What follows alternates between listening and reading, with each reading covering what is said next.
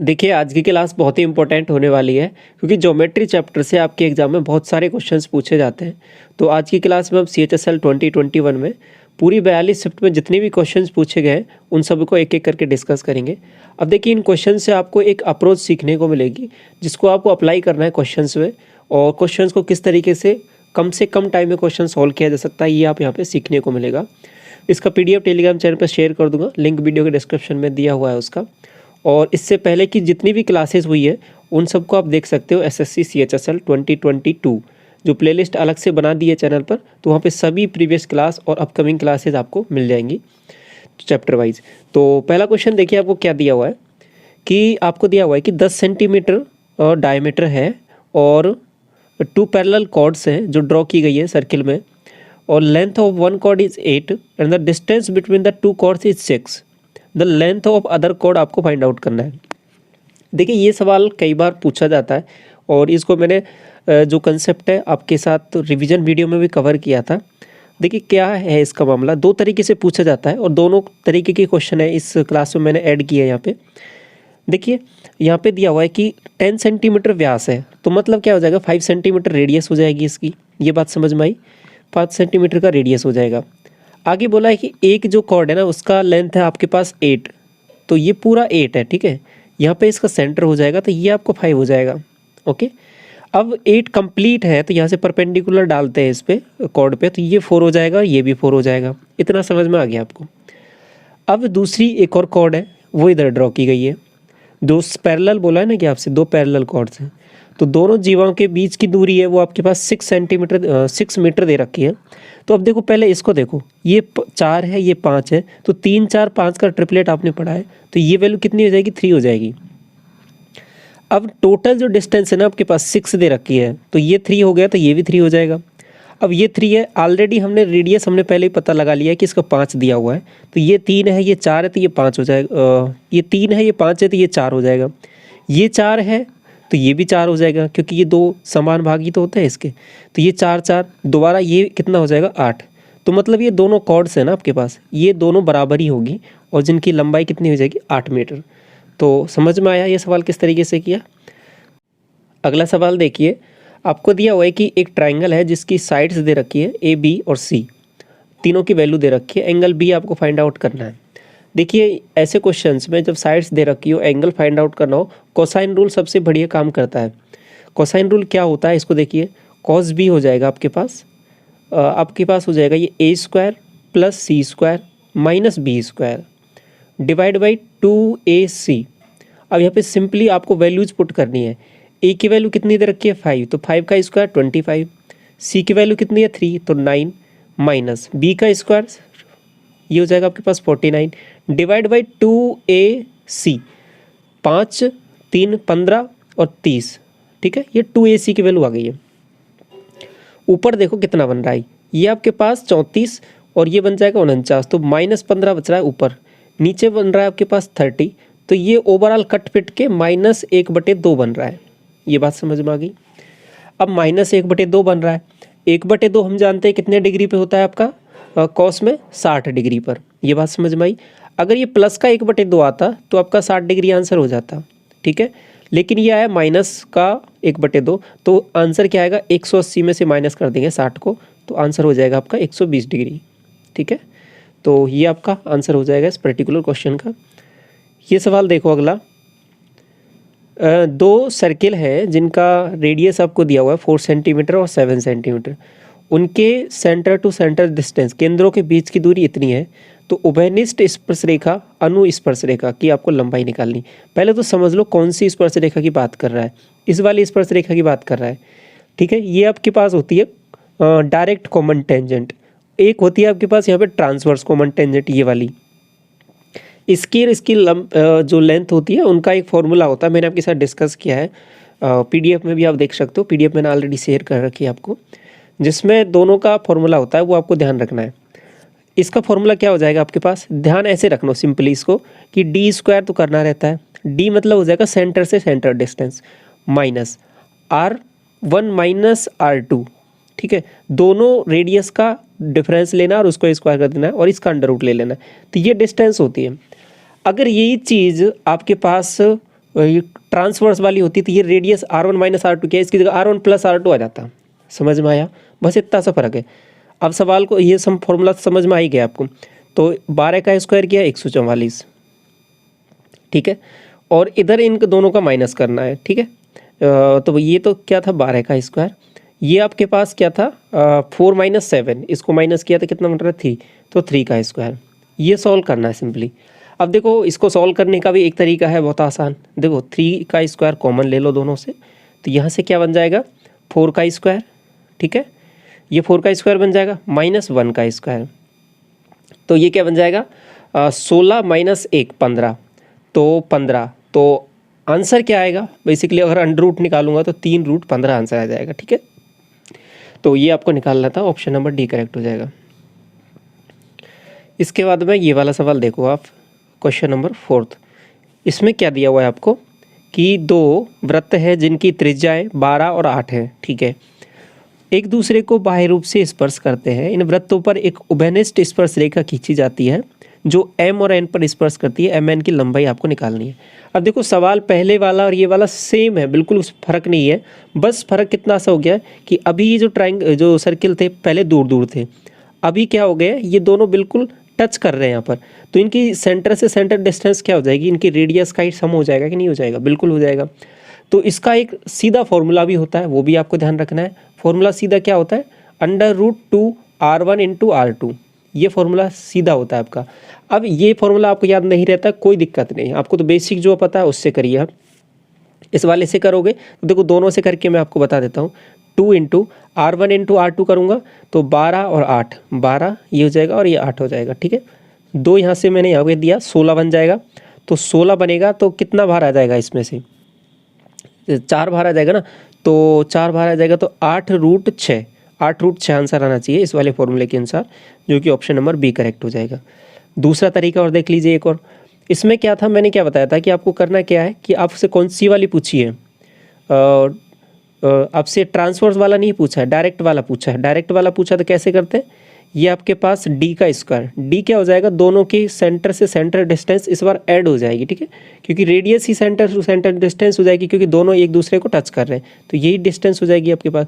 तो 12 और 8 20 हो जाएगा, 20 का स्क्वायर माइनस दोनों रेडियस का डिफरेंस, दोनों रेडियस का डिफरेंस करूँगा तो 4 का स्क्वायर। अब देखो दोनों में से 4 का स्क्वायर कॉमन आ रहा है, तो कॉमन ले लिया मैंने यहाँ से, तो ये बन जाएगा 5 का स्क्वायर माइनस 1। ये बात समझ में आ गई। देखो 4 का स्क्वायर से तो 4 बनेगा, और ये कितना बन रहा है आपके पास, देखो इसको 24 बन रहा है कि नहीं बन रहा, और 24 से क्या भार आएगा आपके पास, 24 से क्या भार आएगा 2√6, ठीक है, तो ये आपके पास 8√6 दोबारा भी यहीं से आ गया। तो देखो तरीका कोई सा भी हो आंसर सेम आने वाला है, बस आपको समझ में आना चाहिए कि कौन सा तरीका कहाँ पे कैसे लगाना है। ये वाला सवाल देखो 5वां सवाल, तो देखिए क्या दिया हुआ है आपको कि ABC में एक अंतः त्रिभुज है, जैसा कि दिखाया गया है यहाँ पर, ये आपका हो गया, ये सर्किल के अंतर्गत बनाया गया है इसलिए इसको अंतः त्रिभुज बोल दिया है। और DE बिंदु C पर एक वृत्त की स्पर्श रेखा, देखो आपको जो ये डायग्राम को देखोगे ना उसी से आपको चीज़ें समझ में आ जाएंगी, बाकी ये इसको एक्सप्लेन किया हुआ है। लास्ट में देखो क्या पूछा क्या है आपसे, ACD की वैल्यू पूछी है। ACD कौन सा है आपके पास, ये वाला हो गया, ये एंगल पूछा है। तो हम जानते हैं, क्या जानते हैं, देखो ये ट्राइंगल आपको थोड़ा सा ऐसे लिख रहा है, बाकी अगर ये ऐसे होता ना, देखो ऐसे कुछ होता ये, तो आपको थोड़ा सा देखने में और आसान हो जाता है ये, ठीक है। यही चीज़ यहाँ पे लिखी हुई है, इसको थोड़ा तिरछा घुमा के कर दिया, तो ये एंगल इसके एंगल के बराबर होता है, ये एक थ्योरम होती है, आपको ध्यान रखना है सीधा। तो यहाँ पे जो एंगल बनता है यही एंगल इसके बराबर होता है, यहाँ पे जो एंगल बनेगा तो ये एंगल इसके बराबर हो जाएगा, तो ABC एंगल के बराबर हो जाएगा, तो ऑप्शन नंबर C करेक्ट हो जाएगा, ठीक है। अब इस पर क्वेश्चन भी है, आगे उसको डिस्कस भी करेंगे, तो अभी आपको ध्यान ये रख लेना है इसमें, ठीक है। ये डायरेक्ट एक थ्योरम होती है, तो ये उसका डायरेक्ट एक रिजल्ट है, तो उसका आपको ध्यान रखना है, डेरिवेशन पे आपको नहीं जाना, आपको डायरेक्ट रिजल्ट याद रखना है। अगला क्वेश्चन देखिए, RA और RB दो टेंजेंट हैं और कॉमन पॉइंट R से, जो कि पॉइंट है वो बाहर है और सेंटर O है इसका, और रेडियस इतना दिया हुआ है। ARB आपको 70 है और AOB आपको फाइंड आउट करना है। तो देखिए कैसा सवाल बना हुआ है, इसको थोड़ा सा समझिए यहाँ पे, बाकी वैसे एक बार समझ जाओगे तो उसके बाद डायग्राम बनाने की भी इसमें कोई ज़रूरत नहीं है। बाहर एक पॉइंट है, यहाँ से आर पॉइंट है, इससे 2 टेंजेंट आपके पास यहाँ पे ड्रॉ की गई है। ये वाला स्टैंडर्ड सवाल है। और इसके बाद में ये ओ सेंटर है इसका, तो आपको दे क्या रखा है, ए आर बी, मतलब ये एंगल दे रखा है 70 डिग्री। पूछा क्या है, ये वाला एंगल पूछा है। अब देखना हमेशा क्या ध्यान रखना कि यहाँ पे जो एंगल बनता है ना, ये वाला 90 होता है, ये वाला भी 90 होता है।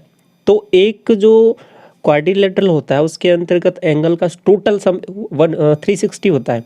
ओके, तो ये 90 हो गया, ये 90 हो गया, तो 180 तो यहाँ से हट गया। तो अब आपसे आगे हमेशा ये ध्यान रखना है कि ये वाला एंगल और इसके सेंटर पे बनने वाला एंगल, इन दोनों का सम भी 180 रहेगा। यदि ये 70 दे रखा है तो इस सेंटर पे जो पूछ ले तो वो 110 हो जाएगा। तो आगे से आपको ये ध्यान रख लेना है, ठीक है। बाकी हमने इसको ड्राइव करके भी देख लिया।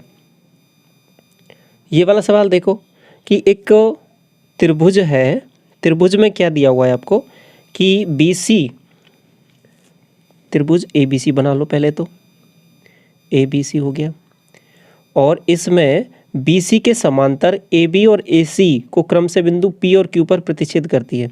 तो BC के समांतर ये P हो गया, ये Q हो गया, ठीक है। ये लाइन है इसके BC के पैरेलल हो गई, P और Q पर यहाँ पे इसको इंटरसेक्ट करती है, ठीक है। AP है जो आपके पास 6 PB के बराबर है। AB मतलब ये टोटल है ना, ये टोटल 6 PB के। तो कहने का क्या मतलब है, अगर टोटल की लेंथ 6 है तो PB की लेंथ 1 है, ठीक है। ये टोटल की लेंथ 6 है, इसकी लेंथ 1 है, इसकी लेंथ 1 है, तो ये लेंथ 5 हो जाएगी। आपको निकालना क्या है, PQ और BC का। PQ मतलब ये वाले, तो देखो छोटे वाले ट्राइंगल की ये साइड है ना, ये 5 के बराबर है। ये तो हम जानते हैं कि ये छोटा वाला ट्राइंगल और ये बड़ा वाला ट्राइंगल है ना, APQ। देखो यहाँ पे ध्यान से, APQ और ABC ये दोनों सिमिलर ट्राइंगल होते हैं, ठीक है, अगर ये पैरेलल दे रखी हूँ तो। जैसा कि सवाल में दिया था पैरेलल है, तो ये 5 है ये वाली साइड PQ, तो इसकी सभी साइड्स 5 इसी रेशो में होंगी, 5:6 पे, ठीक है। तो PQ पूछा और BC पूछा है, तो ये 5 होगा तो ये 6 हो जाएगा, तो रेशो तो यही रहने वाला है सेम। तो ऑप्शन नंबर डी करेक्ट हो जाएगा। ये वाला सवाल देखो कि इफ़ द ट्राइंगल ABC और PQ R both isosceles, AB बराबर AC, PQ बराबर PR, तो आइसोसेलेस का मतलब हो जाएगा समद्विबाहु, जिसकी 2 साइड्स इक्वल होती है। ABC ये दे रखा है आपको, जिसमें क्या दिया हुआ है फर्दर, AB बराबर AC दे रखा है, बहुत अच्छी बात है। दूसरा एक और ट्राइंगल है PQR, PQR में भी क्या दिया, PQ बराबर PR दे रखा है। AB बराबर PQ ऐसा भी दिया हुआ है कि ये AB है ना, ये वाली साइड PQ के बराबर है, बहुत अच्छी बात। तो AC साइड भी अपने आप PR के बराबर हो जाएगी, क्योंकि ये पहले भी दे रखा है, तो सब कुछ बराबर बराबर हो गया। ये वाली साइड तो बराबर हो गई, इतना समझ में आ गया। आगे दिया है कि BC बराबर QR, BC बराबर QR। अगर BC बराबर QR और दे दिया तो सवाल समझो कैसा हो गया, मतलब ये जो ABC ट्राइंगल है ना और PQR ट्राइंगल, बस नाम बदला है, बाकी कुछ भी फर्क नहीं है, दोनों सेम ही चीज़ें हैं। ये बात समझ में आ गई, क्योंकि सभी साइड से इक्वल दे दी है इसने यहाँ पे। तो ये जो ट्राइंगल है, ये वाला ट्राइंगल और ये वाला ट्राइंगल बिल्कुल एज इट इज एक ही है, ये इसमें कुछ फर्क नहीं है, तो एंगल भी सेम सेम रहेंगे। यदि ये B बराबर 50 डिग्री है, ये वाला 50, तो ये Q पूछेगा आपसे, तो ये भी 50 हो जाएगा। अब देखो ये 50 हो गया, अब साइड्स तो दोनों इक्वल है, तो ये एंगल इसके बराबर होगा, ये एंगल इसके बराबर होगा, ये 50 है तो ये भी 50 हो जाएगा, तो 50 आंसर आ जाएगा। ऑप्शन नंबर कौन सा हो जाएगा, R की वैल्यू पूछिए ना आपसे, तो 50 आ जाएगा। P की वैल्यू पूछता तो 100 आ जाता है, क्योंकि ये 50, ये 50, 100, और 100 में से 180 में से माइनस करूँगा तो सॉरी 80 आ जाएगा, ठीक है। तो ये 80 डिग्री आ जाएगा अगर ये इसकी वैल्यू पूछ लेता है, लेकिन आपसे R की पूछिए तो 50 डिग्री आंसर आएगा। अगला सवाल देखिए 9वां नंबर, आपको दिया हुआ है कि P से 2 टेंजेंट यहाँ पे ड्रॉ की गई है, ROS एंगल आपको फाइंड आउट करना है। ROS मतलब ये देखो वही सिमिलर वाला सवाल हो गया, मैंने पहले भी बताया, इस वाले एंगल का और इस वाले एंगल का सम कितना होगा, 180 हो जाएगा। 180 होगा तो ये 25 दे रखा है, तो 25 माइनस कर दो, तो अभी कितना बचेगा, देखो 180 में से 20 माइनस किया 160, 5 और माइनस किया तो 155, तो आंसर हो जाएगा 155। आपसे ROS ही पूछा है ये वाला, ठीक है। कंसेप्ट हम पहले डिस्कस कर चुके हैं इसका अच्छे से। ये वाला सवाल देखो कि केंद्र O वाले एक वृत्त की त्रिज्या 8 सेंटीमीटर है और वृत्त में जीवा AB की लंबाई बराबर है 14।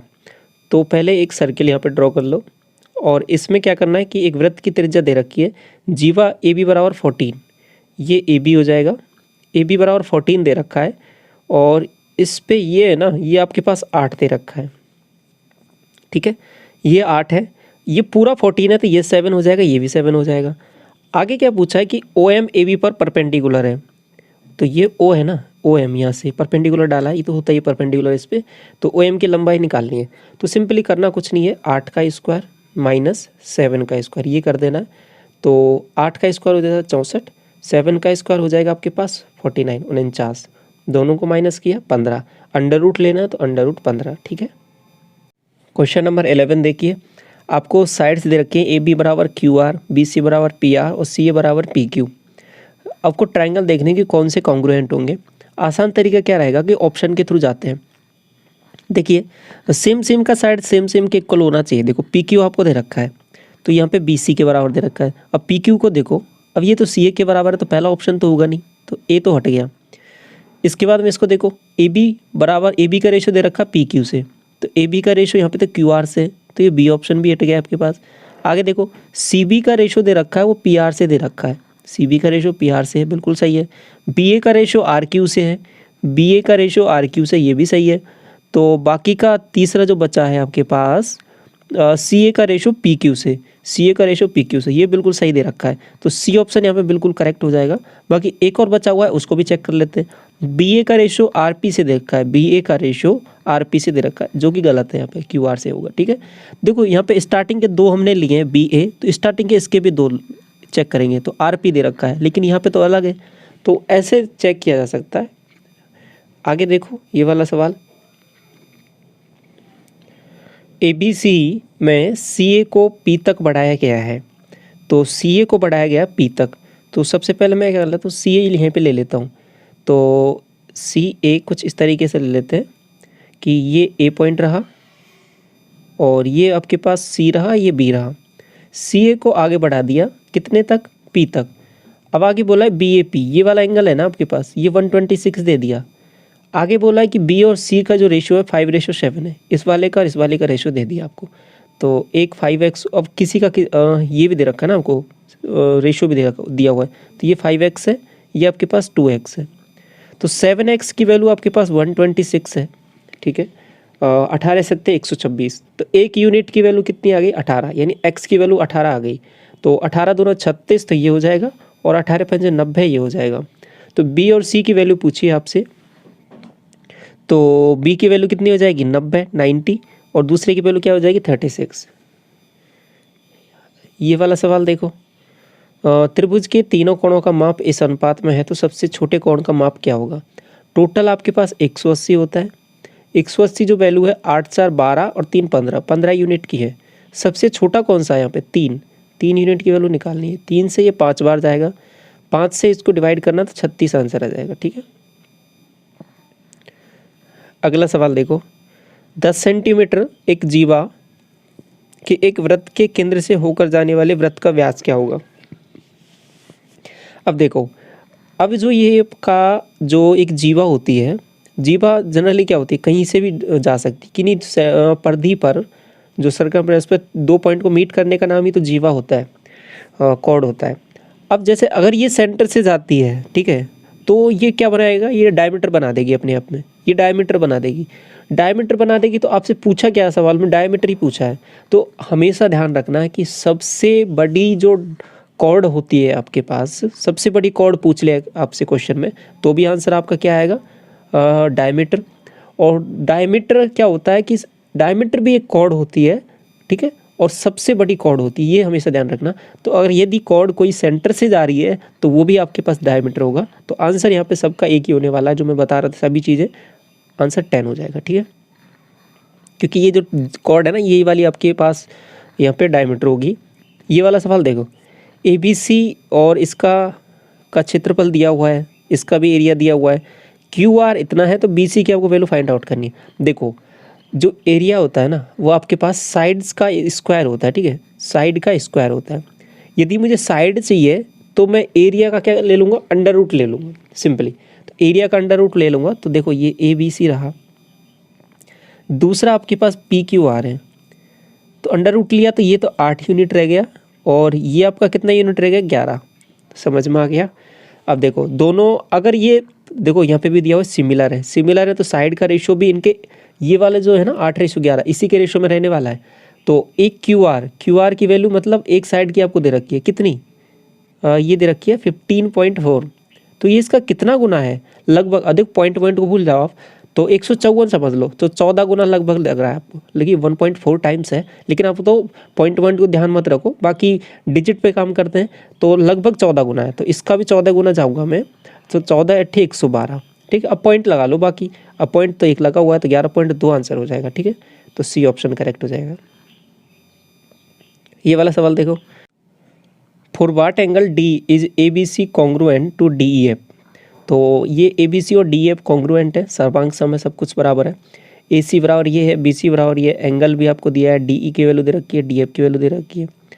तो आपको निकालना क्या है इसमें कि कौन से एंगल के लिए, तो एंगल देखना पड़ेगा। अब देखो पहली बात यहाँ पे समझने की क्या है, देखो अगर दो एंगल आपको दे रखे होते, पहली बात अगर दो एंगल आपको दे रखे होते तो आपको थोड़ा सा कन्फ्यूजन हो सकता था यहाँ पे, फिर हम आप साइड से का रेशो वगैरह इक्वल करके देखते, लेकिन एंगल भी आपको केवल एक दिया हुआ है।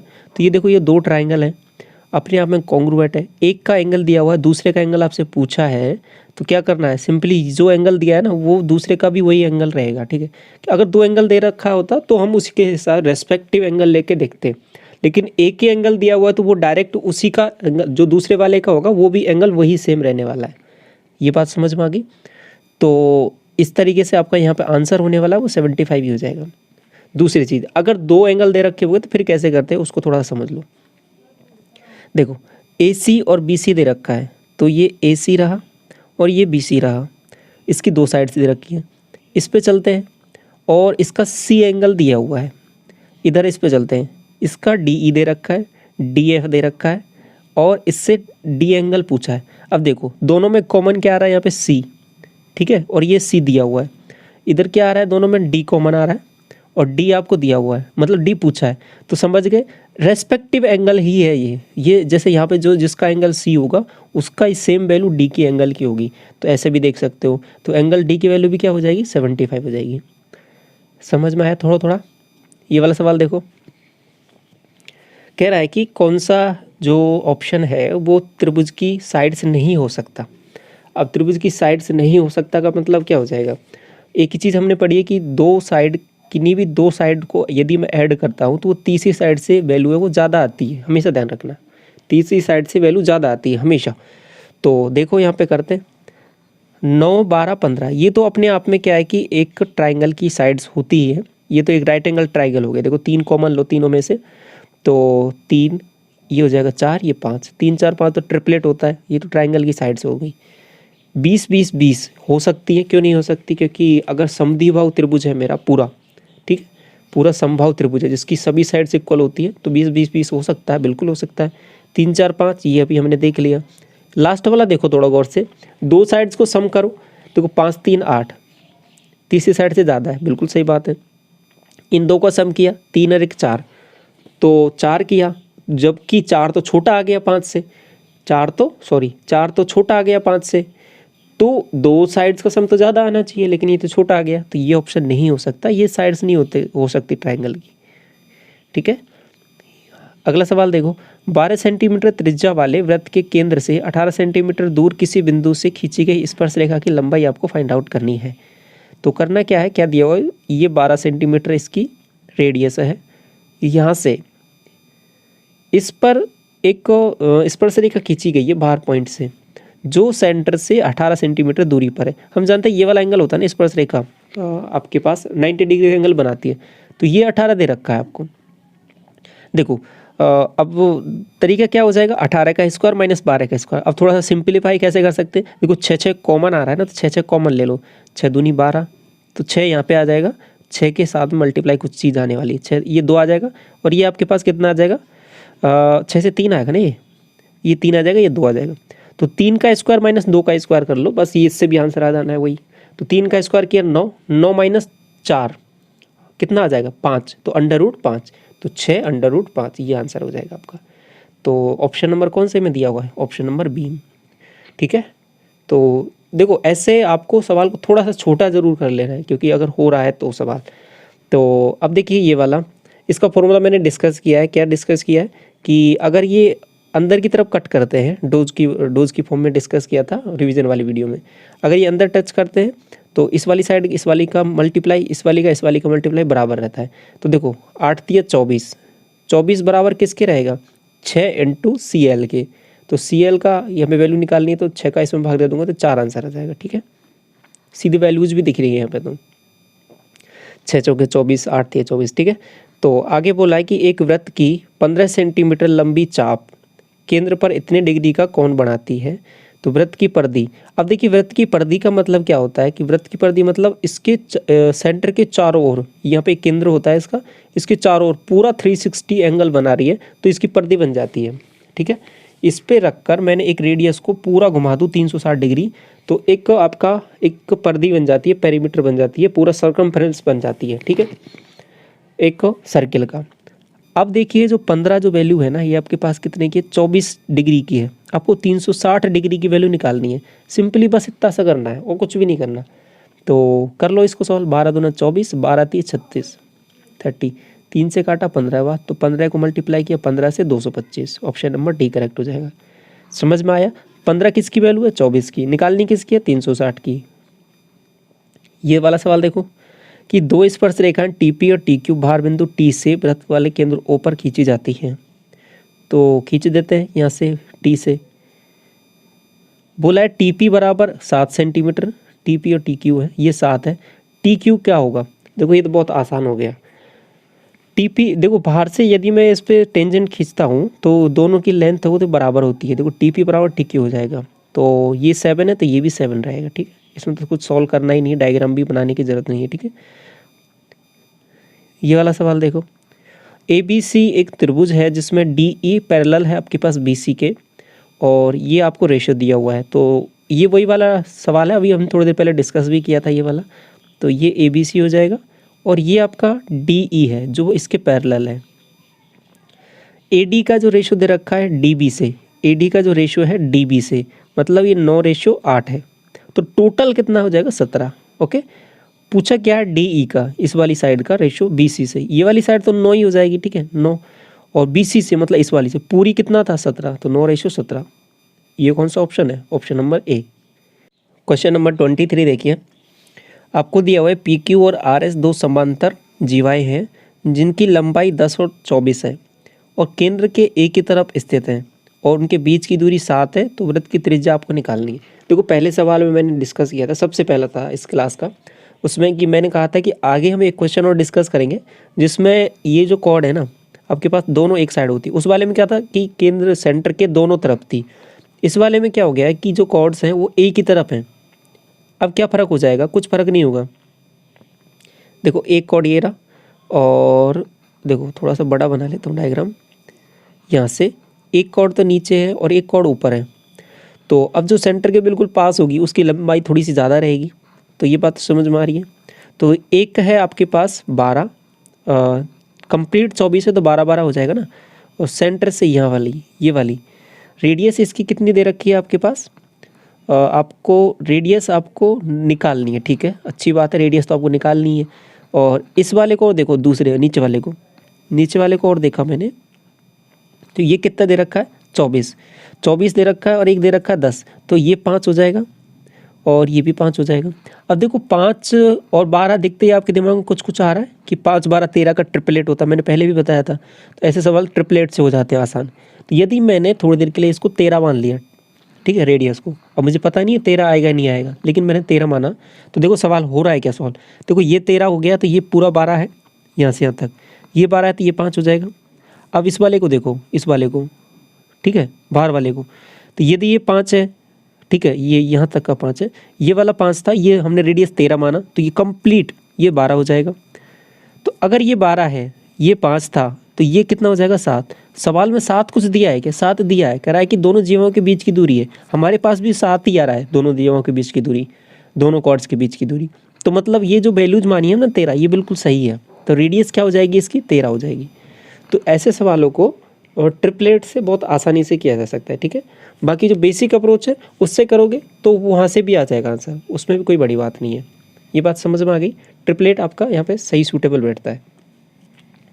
ये देखो तीनों भुजाओं की लंबाइयों को नहीं बताता है। तो अब वही तरीका रहेगा ना नहीं बताने वाले का, 2 का सम करके देखना तीसरे से ज़्यादा आ रहा है नहीं आ, ठीक है। तो अब देखो यहाँ पे देखा 18 और ये 30 ज़्यादा आ रहा है, इसका भी सम ज़्यादा आ रहा है। तो अब आगे देखो इसका, देखो इसमें मैंने 23 और इसका दोनों का सम किया 41 आ रहा है, ये भी 41 आ रहा है। अब देखो दोनों का बराबर ही आ गया इसमें, तो मैंने क्या बोला था कि ज़्यादा आना चाहिए, ये तो बराबर आ गया। बराबर आ गया तो यही ऑप्शन हो जाएगा, क्योंकि अगर बराबर आ गया तो मतलब ये तीनों जो है एक ही लाइन पे है, तो ट्राइंगल तो कैसे बनाएंगे, ये ट्राइंगल नहीं बना पाएंगे। तो ज़्यादा आना चाहिए 2 का सम, तो 2 का सम तीसरे के बराबर ही आ गया, तो ये ट्राइंगल नहीं बनाएंगे, तो ऑप्शन बी करेक्ट हो जाएगा यहाँ पे। बाकी को भी देख लो, ये 17 दूसरी इससे ज़्यादा है, ये आपके पास 22 इससे ज़्यादा है, 9 और 4 13 इससे ज़्यादा है, 7 4 11 इससे ज़्यादा है, और 9 और 7 16 इससे ज़्यादा है। तो केवल ऑप्शन बी है जो आपका यहाँ पे जो ट्राइंगल नहीं बनाएगा। ठीक है, आपसे यही पूछा था सवाल में कि कौन सी लंबाई है जो ट्राइंगल फॉर्म नहीं करती है। ये वाला सवाल देखो, क्वेश्चन नंबर 25। आपको 2 ट्राइंगल का एरिया का रेशियो दिया हुआ है। मैंने क्या कहा था, एरिया का रेशियो दे रखा है, साइड का रेशियो पूछता है, तो क्या करना है आपको, अंडर रूट ले लेना है। तो ABC, ये ABC में चला मैं, और दूसरा हो जाएगा QRP। इसमें ये आपके पास है 3 और ये हो जाएगा 2। अब देखो यहाँ पे PR चाहिए आपको, PR मतलब ये वाला, तो इसके लिए क्या चाहिए मुझे, BC। इसका BC देखो कहें, BC 15 है, 15 मतलब ये दिया हुआ है, ये कितने गुना है इसका, 5 गुना, तो इसका भी कितना गुना करना पड़ेगा मुझे, 5 गुना मतलब 10। तो आंसर क्या आ जाएगा, 10, ऑप्शन नंबर ए। देखो इस तरीके से करोगे कभी गलती नहीं होगी आपको सवाल में, ठीक है। तो ये सही अप्रोच रहता है क्वेश्चन को करने का। ये वाला सवाल देखो, क्वेश्चन में आपको दिया हुआ है कि यदि 2 त्रिभुजों के संगत कोण बराबर हैं और ये रेशियो आपको दिया हुआ है, तो अब आगे देखना है कौन से ट्राइंगल आपके सिमिलर होंगे, और रेशियो से ही आपको पता चलेगा। तो अब देखिए यहाँ पे PX स्टार्टिंग में लिया हुआ है और यहाँ पे EF लिया हुआ है। PX का रेशियो ER से दे रखा है, तो ये तो होगा नहीं क्योंकि EF दे रखा है, तो पहला ऑप्शन नहीं होगा। देखो हम ऑप्शन एलिमिनेट कर करके क्वेश्चंस को करेंगे ऐसे सवालों में। PX का रेशियो ER से दे रखा है, बिल्कुल सही दे रखा है। आगे देखो XZ का रेशियो RF से चाहिए, XZ का RF से दे रखा है, बिल्कुल सही है। PZ का रेशियो EF से दे रखा है, बिल्कुल, मतलब बी ऑप्शन करेक्ट हो सकता है, बाकी को भी देख लो। XP का रेशियो दे रखा है ER से, हो सकता है। PZ का रेशियो RF से, ये तो गलत हो गया, C ऑप्शन भी नहीं होगा। यहाँ पे देखो PX का रेशियो RE से, बिल्कुल सही है। XZ का रेशियो EF से, XZ का रेशियो RF से दे रखा है, ये तो गलत हो जाएगा, तो D गलत हो जाएगा। केवल बी ऑप्शन है वो आपका यहाँ पे करेक्ट होगा, ठीक है। देखो रेस्पेक्टिव साइड को आपको यहाँ पे लेके चलना है, तो सवाल आसान हो जाएगा, बाकी ऐसे सवालों में कुछ है नहीं। ये वाला सवाल देखो, ये अच्छा सवाल है, मैंने आपके साथ टेलीग्राम चैनल पे अलग से भी शेयर किया है ये वाला सवाल, आपने आई होप किया होगा थोड़ा सा ट्राई इसको। तो देखो इस वाले सवाल को, ये वाला सवाल है ना आपका, जो बेसिक अंडरस्टैंडिंग है वो पहले वाली जो आपने पढ़ी थी छोटी क्लासों में, उसको चेक करता है। यहाँ पे आपसे यहाँ पे एक ट्राइंगल दे रखा है ये वाला स्टार्टिंग में, ठीक है, ABC। इसकी क्या दे रखी है, साइड दे रखी है AB BC और CA, और B एंगल भी दे रखा है, C भी दे रखा है। तो ये एक ट्राइंगल दिया हुआ है। फिर उसके बाद में कह रहा है कि ABC के सर्वांग सम नहीं है, ये आपको निकालना है। सर्वांग सम नहीं है मतलब केवल एक ही ऑप्शन ऐसा होगा, बाकी जो ऑप्शन है देखो 1 2 3 4, 4 ऑप्शन में से 3 ऑप्शन तो इसके सर्वांग सम हो जाएंगे। अब पहली बात आपको ये पता होना चाहिए कि सर्वांग सम लगाने के लिए कौन कौन से रूल होते हैं, ठीक है। तो सबसे पहला एक होता है साइड का रेशियो, ठीक है, सभी साइड्स आपको दे रखी हैं बराबर बराबर, तो यहाँ से निकाल सकते हैं।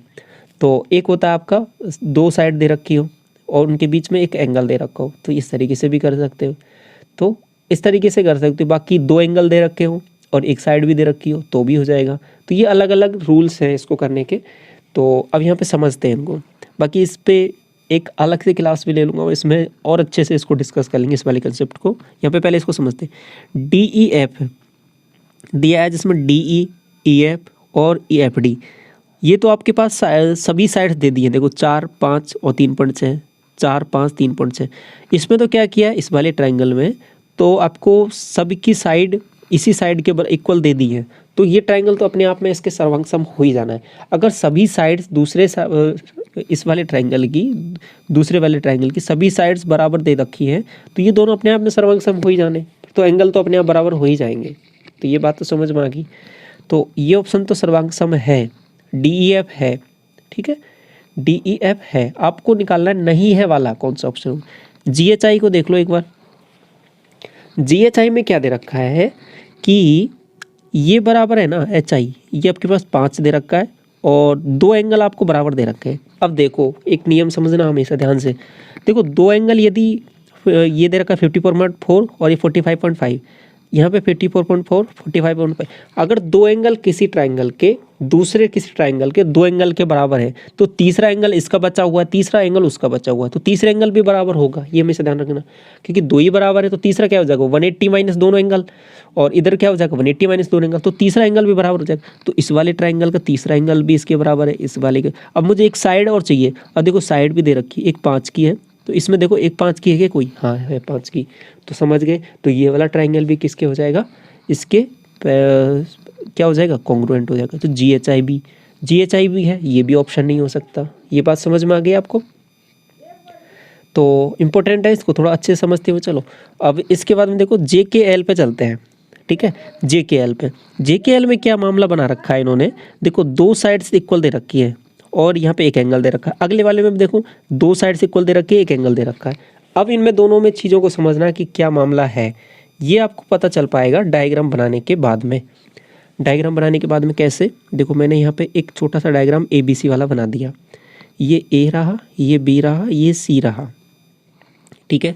ये आपके पास AB साइड देखो यहाँ पे ये BC बराबर 5 दे रखा है और CA बराबर 4 दे रखा है और आपके पास AB बराबर 3.6 दे रखा है, ओके। और ये वाला एंगल है ना बी वाला एंगल आपको दे रखा है 52.4। आगे देखेंगे बाकी को। अब इसमें भी एक दूसरा ट्राइंगल ये रहा आपके पास, एक तीसरा ट्राइंगल ये रहा। देखो ये J है, ये K है, ये L है, ठीक है। इधर देखो ये M है, ये N है, ये O है, ओके। अब देखो JKL में क्या दे रखा है, JK बराबर 3.6, बहुत अच्छी बात है। इधर देखो LJ बराबर 4, ये 4 दे रखा है। J बराबर 52.4, J बराबर ये वाला एंगल है ना, ये 52.4 है। आगे बाकी कुछ नहीं दिया, कोई दिक्कत नहीं है। अब देखो ये जो एंगल है ना 52.4, ये 4 और 3.6 के बीच का है। यहाँ पे देखो एंगल क्या है 5 और 3.6 के बीच का है 52.4, तो मामला मतलब क्या है, गड़बड़ है मतलब ये वाला एंगल इसके कॉन्ग्रुएंट नहीं हो पाएगा, समझ रहे हो। इसको देखो MNO वाले को मैंने देखा कि MN है ना, MN वो 3.6 दे रखा है, बहुत अच्छी बात। और NO मतलब ये 5 दे रखा है, सही है। और ये एंगल है ना देखो N वाला दे रखा है 52.4, मतलब ये वाला। अब 52.4, अब ये देखो किस किस के बीच का है, 3.6 और 5 के बीच का। यहाँ पे भी देखो 3.6 और 5 के बीच का एंगल ही है 52.4, मतलब समझ में आया जो मैं कहना चाह रहा था। देखो ये वाला है ना MNO, जो एंगल दे रखी है, पोजीशन दे रखी है, वो सही है बिल्कुल। तो ये वाला तो है, ये वाला तो क्या हो जाएगा, कॉन्ग्रुएंट हो जाएगा। केवल ये वाले में है ना कि एंगल की पोजीशन गड़बड़ दे दी है। दो साइड्स तो दे रखी है, एक एंगल भी दे रखा है, लेकिन अलग साइड दे रखी है, अलग एंगल दे रखा है, तो इसलिए ये कॉन्ग्रुएंट नहीं होगा। तो JKL वाला नहीं होगा कॉन्ग्रुएंट। तो आंसर क्या हो जाएगा यहाँ पे, JKL। आ गया समझ में, अच्छे से डिस्कस किया इस वाले सवाल को हमने। अगला सवाल देखो 28, ABC और DEF सिमिलर है। AB बराबर दे रखा है, BC दे रखा है, DE दे रखा है, EF निकालना है। तो पहले तो ट्राइंगल लिख लो ABC, इसका हो जाएगा DEF। अगर सिमिलर है, ठीक है, तो इनका साइड का रेशियो भी है ना, वो भी आपके पास बराबर होने वाला है। तो बराबर होने वाला है तो पहले साइड ले लेते हैं इनकी। तो AB की साइड क्या दे रखी है, एक AB की साइड देखो यहाँ पे, AB की साइड एक दे रखी है 6। तो इधर देखो DE दिया हुआ है क्या, D 9 दे रखा है, बहुत अच्छी बात है। अगला देखो इसका BC दे रखा है 8, तो इसका EF दे रखा है क्या, EF आपको निकालना है, EF आपको निकालना है। देखो इसका जो रेशियो है ना, वो भी आपके पास यहाँ पे इसका रेशियो होने वाला है। तो हमने क्या पढ़ा था कि सिमिलर ट्राइंगल में रेशियो आपके पास इक्वल रहता है, तो ये 6/8 है, तो ये 9/EF हो जाएगा, बराबर है। इसको सॉल्व कर लेते हैं। तो EF की वैल्यू क्या हो जाएगी, देखो इसको 3 से काटा 2 बार, इसको 3 से काटा 3 बार, ठीक है, 2 से काटा 4 बार, तो EF की वैल्यू कितनी हो जाएगी, 12। समझ में आया ये सवाल कैसे किया हमने। तो अच्छा सवाल है, बाकी छोटा सा सवाल है, बाकी घुमा के थोड़ा सा दिया है, तो इस हिसाब से आपको करना था। ऑप्शन नंबर A करेक्ट हो जाएगा। ये वाला सवाल देखो, वही वाला सवाल आ गया दोबारा। XYZ ABC के जो एरियाज हैं ये इतने दे रखे हैं। तो अभी आपसे क्या पूछा है कि सबसे लंबी भुजा। ओके, तो देखो ये आपके पास XYZ रहा और ये आपके पास ABC रहा। पहले तो अंडर रूट लेना है। 361 का क्या आएगा 19, इसका अंडर रूट लिया तो 15। XYZ की सबसे लंबी भुजा 38, 38 क्या आया है जस्ट डबल करके, तो इसकी सबसे लंबी भुजा जस्ट डबल करके 30, तो 30 आंसर हो जाएगा डी ऑप्शन। क्वेश्चन नंबर 30 देखिए, वृत्त पर स्थित चाप 18 सेंटीमीटर लंबा है, ठीक है, इतने डिग्री का कोण अंतरित करता है तो वृत्त की परिधि सरकमफेरेंस निकालना है। ये वही वाला सवाल है, अभी थोड़ी देर पहले हमने किया था। जो 18 जो वैल्यू है ना आपके पास 28.8 की वैल्यू है, आपको निकालना क्या है 360 निकालना है। 36 से देखो ये 10 बार कट रहा है। अब देखो पॉइंट को भूल जाओ, तो चलो पॉइंट को कंसिडर कर लो यहाँ पे, तो कोई दिक्कत नहीं। तो पॉइंट हटाया, ऊपर एक जीरो बढ़ा दिया। 36 से ये 100 बार कट जाएगा। 36 से ये कितनी बार कटेगा, ये देखो 8 6 48, ठीक है, 324 360, हाँ तो 8 बार जाएगा नहीं, 8 बार जाएगा, बहुत अच्छी बात है। 8 बार कट गया, तो फिर आगे और काट लेते हैं इसको। 4 से 2 बार और 4 से ये 25 बार, ठीक है। 2 से ये कितनी बार 9 बार और 25 9 225, ऑप्शन नंबर सी करेक्ट हो जाएगा, ठीक है। 31 देखिए, दो पूरक कोणों का अंतर 74 है, उनका में से एक कोण होगा। पहली बात पूरक कोण पता होना चाहिए क्या, सप्लीमेंट्री एंगल। एक कॉम्प्लीमेंट्री एंगल होते हैं जिनका सम 90 होता है, ठीक है। ये सप्लीमेंट्री एंगल है जिनका सम कितना होगा 180 होगा। तो दो एंगल यानी ए और बी मान लिए, इनका टोटल तो 180, दोनों का डिफरेंस 74। अब मुझे एक एंगल निकालना है तो 2A, मतलब दोनों को ऐड कर दो, तो दोनों को ऐड किया तो ये 4 आ जाएगा। 18 7 25, तो ए की वैल्यू कितनी आ जाएगी यहाँ पे सिंपली 127। एक एंगल 127 आ गया, ठीक है। तो दूसरा एंगल बी कितना आ जाएगा 180 माइनस इतना, 180 माइनस कर दूंगा ये, तो 180 में से 120 माइनस किया तो 60, 60 में से 7 माइनस किया तो 53, तो आंसर क्या हो जाएगा ऑप्शन नंबर डी करेक्ट। 32 देखिए, यदि 18 सेंटीमीटर और 28 और 18 सेंटीमीटर वाले वृत्त एक दूसरे को बाहरी रूप से स्पर्श करते हैं तो उभयनिष्ठ स्पर्श रेखा की लंबाई आपको निकालनी है। देखो वही वाला सवाल हो गया। मैंने क्या कहा था कि अगर ये ऐसे ऐसे टच करते हैं तो आपको डायरेक्ट फॉर्मूला याद रख लेना, अलग अलग था वो भी मैंने आपको डेरिवेशन करके बता दिया था।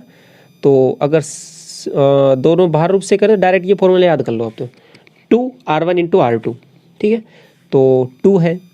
अब इस 2 को भी क्या करते हैं एक बार, 28 रहा ये और ये आपके पास 18 रहा।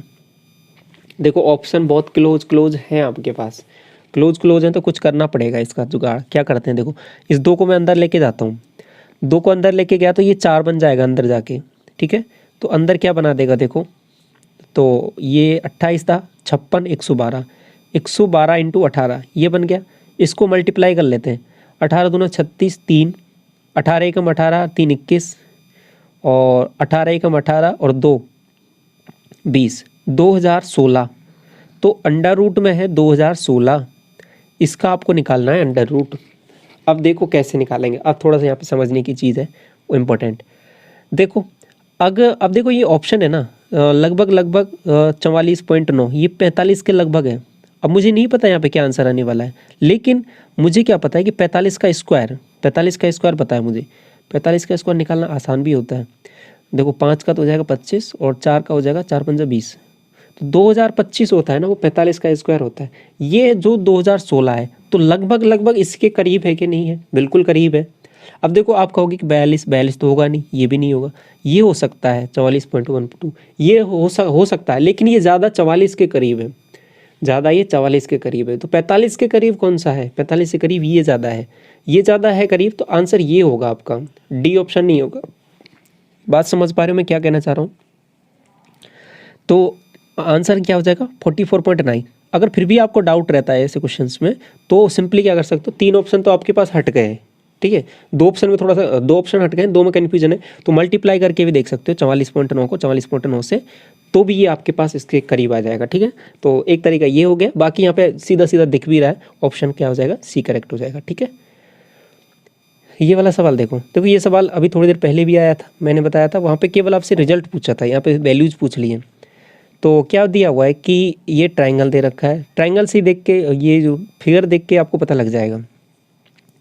Measurement of A C D का दे रखा है 65, ये वाला है ना एंगल 65 है, और ए सी बी बराबर 35, ए सी बी मतलब ये वाला एंगल 35 दे रखा है, अच्छी बात है, तो 35 हो गया। बी ए सी पूछा, बी ए सी मतलब ये। अब देखो अंदर ट्राइंगल है ना ए बी सी, इसमें एक एंगल तो हो गया 35, अगर ये 65 दे रखा है ना, तो आप समझ जाना ये वाला एंगल 65 हो जाएगा। उस वाले में यही पूछा था आपसे, तो ये वाला 65 हो जाएगा, तो एक एंगल ट्राइंगल का 65 हो गया। दूसरा ये आपको दिया हुआ है ए सी बी दिया हुआ है ना आपको, ये रहा 35, तो दोनों को ऐड करो कितना हो रहा है 10 और 9 10 100 हो गया। तो ये एंगल पूछा है आपसे बी ए सी, ये कितना हो जाएगा 80 हो जाएगा, ऑप्शन नंबर ए। ये वाला सवाल देखो 34, एक वृत्त में ए बी और सी डी दो व्यास हैं जो एक दूसरे के परपेंडिकुलर हैं, तो ए सी की आपको लंबाई निकालनी है। तो परपेंडिकुलर है तो कहने का मतलब क्या है कि कुछ इस तरीके से है। अब इस तरीके से है, ये ए बी रहा और ये सी डी रहा, ये ए सी पूछा है आपसे, ए सी पूछा तो परपेंडिकुलर मतलब 90 डिग्री बनाएगा। तो अब देखो ये रेडियस है, ये भी रेडियस, ये 45 हो जाएंगे। मैंने क्या बताया था एक चीज़ आपको कि ये रेशो हमेशा ध्यान रखना, पिछली क्लास में हमने डिस्कस किया था हाइट एंड डिस्टेंस वाली में, ये रेशो क्या होता है 1:1:2 √2, तो ये 1 ये √2 का रेशो रहेगा। तो ए सी जो वैल्यू है ना आपके पास, ए सी वैल्यू, तो ये पूरी कंप्लीट क्या है ए बी का हाफ करो तो ये ए बी बाई 2, ठीक है, ये रेडियस ए बी बाई 2 हो जाएगा। तो ए बी बाई 2 का कितना, ये √2 टाइम्स हो जाएगा, ठीक है, ये √2 टाइम्स हो जाएगा ए सी, तो ए बी बाई 2 इंटू √2, तो आंसर क्या आ जाएगा A B by √2, option number कौन सा हो जाएगा, बी करेक्ट हो जाएगा। ठीक है, ये वाला सवाल देखो सवाल थोड़ा सा अच्छा है, बाकी आसान सवाल है लेकिन अच्छा सवाल है। देखिए कैसे करेंगे, वह अनुपात ज्ञात कीजिए जिससे 4 सेंटीमीटर और 6 सेंटीमीटर त्रिज्या वाले दो वृत्तों पर खींची गई अनुप्रस्थ का मतलब क्या हो जाएगा, ट्रांसवर्स कॉमन टेंजेंट उनके सेंटर को जोड़ने वाली रेखा को विभाजित करती है। कहने का सवाल समझना जरूरी है। पहले तो कह रहा है कि ये वाली है ना, यहाँ से एक इस तरीके से एक टेंजेंट यहाँ पे ड्रॉ की है, तो इसके सेंटर से सेंटर डिस्टेंस होती है ना, इसको किसी रेशो में काटेगी, इस वाले रेशो को, ठीक है, यहाँ से यहाँ तक। तो ये आपको फाइंड आउट करना है कि ये क्या रेशो रहेगा। तो पहले अब इस सवाल को थोड़ा सा मैं और सिंप्लीफाई कर देता हूँ। देखो डायग्राम कुछ इस तरीके से बनने वाला है, ये वाला, ये 90 है यहाँ पे, ये 90 है, ये इनके सेंटर से सेंटर डिस्टेंस हो जाएगी, ये O1 रहा, ये O2 मान लेता हूँ। तो अब क्या दिया हुआ है, ये 4 सेंटीमीटर है और ये आपका 6 सेंटीमीटर है। अब सवाल आपको थोड़ा सा समझ में आ गया होगा। ये रेशो आपको निकालना है, मान लो ये M पॉइंट है, तो O1M और O2M ये आपको निकालना है, मतलब ये डिस्टेंस और ये डिस्टेंस का रेशो निकालना है। तो देखो कैसे करेंगे। अब पहली बात तो ये समझना चाहिए, ये दोनों ट्राइंगल बन रहे हैं ना यहाँ पे, ये दोनों ट्राइंगल क्या है, अपने आप में सिमिलर हैं। कैसे, ये एंगल इसके बराबर है, ये 90 है तो ये भी 90, तो ये एंगल अपने आप, दो एंगल बराबर हो जाए तीसरा एंगल बराबर होता है, ये सिमिलर हो गए। और साइड का रेशो आपको दे रखा है, ये 4:6 है, ठीक है। तो सभी साइडों का रेशो भी किस हिसाब से रहेगा, 4:6 में ही रहेगा। तो ये रेशो भी 4:6 ही रहने वाला है। तो 4:6 को मैं और सिंप्लीफाई करता हूँ तो 2:3 आता है आंसर, ठीक है। तो आंसर क्या आ जाएगा 2:3, ऑप्शन नंबर ए। समझ में आ गया। अगला सवाल देखो, क्वेश्चन नंबर 36, एक वृत्त के चाप की लंबाई ज्ञात कीजिए जिसकी त्रिज्या 35 है और वृत्त के केंद्र पर 36 डिग्री का कोण अंतरित करता है। तो समझिए कैसे करेंगे। आपके पास वृत्त की चाप की लंबाई का फॉर्मूला आपके पास पता होना चाहिए। तो फॉर्मूला क्या होता है, 2πr θ/360 ये होता है। तो 2 × पाई 22/7 इंटू आर कितना हो जाएगा 35 दिया है, इंटू थीटा ये हो जाएगा 36/360। यहाँ से आ रहा है 10। अब देखो ये नीचे तो क्या बन रहा है 70, ठीक है। तो 35 दूना 70 ये भी बन रहा है, तो 70 से 70 पूरा चला गया, तो बचा क्या केवल 22 तो आपका आंसर क्या हो जाएगा, चाप की लंबाई 22 सेंटीमीटर। ठीक है। 37 देखो, एक चतुर्भुज का क्षेत्रफल इतना दिया हुआ है। देखो ये मेंसुरेशन का सवाल है और कुछ कुछ इसी का भी है, तो इसलिए मैंने इसमें भी कंसिडर कर लिया। ये चतुर्भुज का क्षेत्रफल क्वाड्रिलेटरल का एरिया दिया हुआ 336, सम्मुख शीर्षों से विकर्ण खींचे गए लंब की लंबाई ये है, तो विकर्ण की लंबाई। पहले तो ये देखो सवाल समझो थोड़ा सा, क्या है ये सवाल। सवाल मान लो कोई ट्रायंगल, ये आपके पास क्वाड्रिलेटरल है, क्वाड्रिलेटरल से एक हमने यहाँ पे ये ड्रॉ किया, क्या, डायगोनल। अब डायगोनल से मेरे को एरिया निकालना है इस कंप्लीट का, तो मैं क्या करता हूँ, इसको दो पार्ट में डिवाइड कर दिया, तो मैंने एक डायगोनल खींच दिया। तो यहाँ से यदि मैं परपेंडिकुलर इस पर डाला तो ये हो जाएगा परपेंडिकुलर, तो इस ट्राइंगल का एरिया निकाल लूँ मैं, ठीक है, और एक इस वाले ट्राइंगल का एरिया निकाल लूँ, इन दोनों का ट्राइंगल का एरिया निकालूँ और दोनों को ऐड कर दूँ तो मेरे पास कंप्लीट क्वाड्रिलेटरल का एरिया आ जाता है। इस वाले का ट्राइंगल का एरिया का मतलब क्या होता है, हाफ इंटू परपेंडिकुलर, मतलब ये P1 मान लेता हूँ इसको, P1 इंटू ये डायगोनल, ठीक है, प्लस हाफ इंटू P2, ठीक है, इधर से भी मैंने कोई परपेंडिकुलर ड्रॉ किया, P2 इंटू डायगोनल, ठीक है, तो ये कंप्लीट एरिया आ जाता है। अब देखो इसको कैसे सिंप्लीफाई भी में लिखा जा सकता है, half into P1 plus P2 मैंने कॉमन ले लिया इंटू D, ठीक है, D मतलब डायगोनल। तो यही चीज़ आपको सवाल में दे रखी है, तो अब सवाल समझ में आया थोड़ा सा। तो 336 है ना, ये जो वैल्यू है ये आपके पास किसकी वैल्यू है, 1/2 D1, ये P1 प्लस P2 मतलब कितना हो जाएगा, 12 और 16 कितना हो जाएगा, 28 इंटू D कितना हो जाएगा, D तो आपको निकालना ही है, तो 2 से इसको काटो 14 बार, 14 से इसको काट लो, 14 दूना 28, 5 14 चौकी 56, तो 24 D ऑप्शन करेक्ट हो जाएगा। ठीक है, डेरिवेशन करके भी हमने देख लिया, बाकी सवाल आपको अब समझ में आ ही गया होगा अच्छे से। एक एंगल दे रखा है 108, दो जो एंगल हैं बाकी के वो इक्वल हैं, अन्य दो कोण बराबर हैं, तो उनमें से प्रत्येक का मान निकालना है। 108 है तो 108 दे रखा है एक एंगल का, तो बाकी के दोनों एंगल कितने हो जाएंगे, 72, दोनों एक एंगल बराबर हैं तो 36 के हो जाएंगे। ठीक है, फ्लो में 72 आंसर नहीं कर देना है, आपसे पूछा है कि दोनों बराबर एंगलों में से प्रत्येक का मान पूछा है, तो 36 होगा। ठीक है, 72 नहीं होगा, 72 दोनों का होगा। ये देखो, यदि G एक केंद्रक है, केंद्रक पहली बात समझ में आना चाहिए, केंद्रक होता क्या है, आपके पास मीडियन का जो इंटरसेक्ट पॉइंट होता है वो केंद्रक होता है। AD माध्यिका है, AD माध्यिका क्या होती है, सामने वाली भुजा को दो पार्ट में बराबर काट देती है। ठीक है, तो AD माध्यिका है जिसकी लंबाई 9 सेंटीमीटर है, इसकी 9 दे रखी है कंप्लीट AD की, तो आपको AG, G है ना, ये G आपके पास केंद्रक होता है। केंद्रक की खास बात क्या होती है कि ये मीडियन को है ना 2:1 में डिवाइड करता है, 2:1 में, तो ये टोटल जो है 9, ये तो मीडियन की लेंथ दे रखी है, तो ये 3 यूनिट की वैल्यू है, 2 और 1 3। ठीक है, 2 और 1 3, आपको निकालना क्या है, AG मतलब ये 2 यूनिट की वैल्यू निकालनी है, तो 3 यूनिट की वैल्यू है 9, तो 3 या 9, 3 दूनी 6, तो 6 आंसर हो जाएगा AG की वैल्यू। आपसे AG की वैल्यू पूछिए तो 6 आंसर हो जाएगा। ठीक है, तो आई होप आपको क्लास बहुत अच्छे से समझ में आई होगी, क्योंकि मैंने यहाँ पे बेसिक तरीके से क्वेश्चंस को किया और अलग जो अप्रोच हो सकती है जो बेस्ट से बेस्ट क्वेश्चन को करने की, वो हमने यहाँ पे डिस्कस की है। तो आपको इंटरेस्टिंग लगी होगी क्लास। तो ये आपका टेलीग्राम चैनल है, यहाँ पे सभी PDF आपको मिल जाएंगी, इसको आप ज्वाइन ज़रूर कर लें।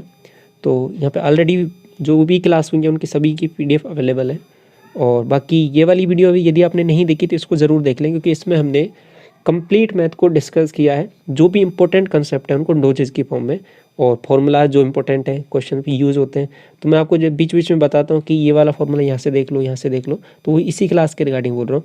इसकी क्लास का जो लिंक है, आप प्लेलिस्ट सेक्शन में जाओगे तो सबसे पहली वीडियो इसी की मिल जाएगी आपको, प्लेलिस्ट में जो CHSL वाली क्लास में मैंने पहली सबसे वीडियो इसी को डाल दिया दोबारा, और तो वहाँ से आप देख सकते हो कंप्लीट क्लास, और PDF आपको टेलीग्राम चैनल पर शेयर कर दिया ऑलरेडी, तो वहाँ से आप उसको रीड कर सकते हो। ठीक है, तो ओवरऑल ये है, आई होप आपको चीज़ें यहाँ पे समझ में आ रही होंगी।